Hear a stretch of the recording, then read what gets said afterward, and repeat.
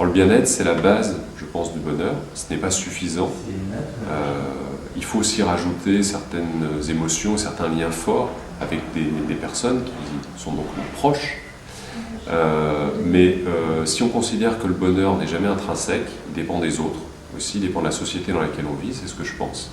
Alors il faut passer d'abord par ce cadre de bien-être et qui inclut donc l'aspect social. Pour moi, le bonheur, c'est plus un processus de transformation, un cheminement, une quête. Et en même temps, ça traduit effectivement un état d'esprit. Pour moi, le bonheur, c'est une sensation de légèreté, c'est une sensation d'aller de l'avant. Donc c'est vraiment cette sensation de se dire, allez, tout est possible, on peut le faire, on peut y aller. Pour moi, le bonheur, ça peut se définir juste par cette étincelle d'un instant à présent. Je crois que la plus grande difficulté, c'est surtout de penser, comme on le fait souvent, que le PIB mesure la satisfaction des gens. Il n'a qu'un objet, c'est mesurer la production et les échanges qui ont lieu sur un marché. Ce qui est certain, c'est que le produit intérieur brut néglige toute une partie de la réalité économique.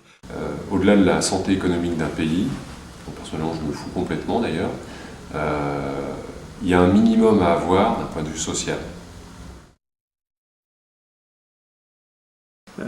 Mais par contre, le mesurer, le bonheur, en fait, ce serait le seul indicateur qu'il nous faudrait, et c'est le seul qu'on n'aura peut-être jamais. On ne pourra y arriver que par des détours, par des approximations. C'est une notion qui est tellement relative et subjective qu'elle est propre en fait aux individus. C'est très compliqué effectivement de mesurer le bonheur. Moi, ça me semble présenter un danger majeur, c'est qu'il va falloir qu'une autorité politique ou centrale définisse les critères du bonheur. Les modèles gouvernementaux peuvent tomber, les sociétés, les cultures restent.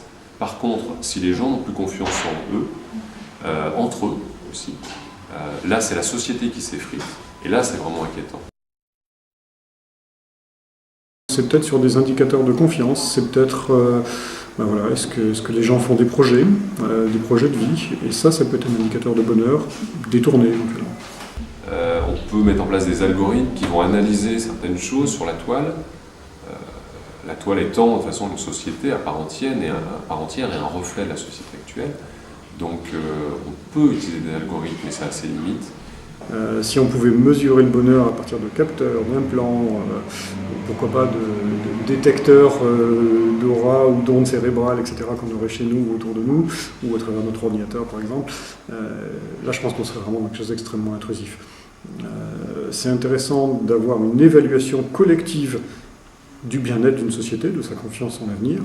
À mon avis, d'avoir une mesure individuelle, ce serait totalement contre-productif. Il vaut mieux que ça existe avec ses imperfections plutôt que de l'ignorer, parce qu'il y a une réelle urgence à travailler sur ce point-là. Le bonheur indiquant en fait la santé d'une société.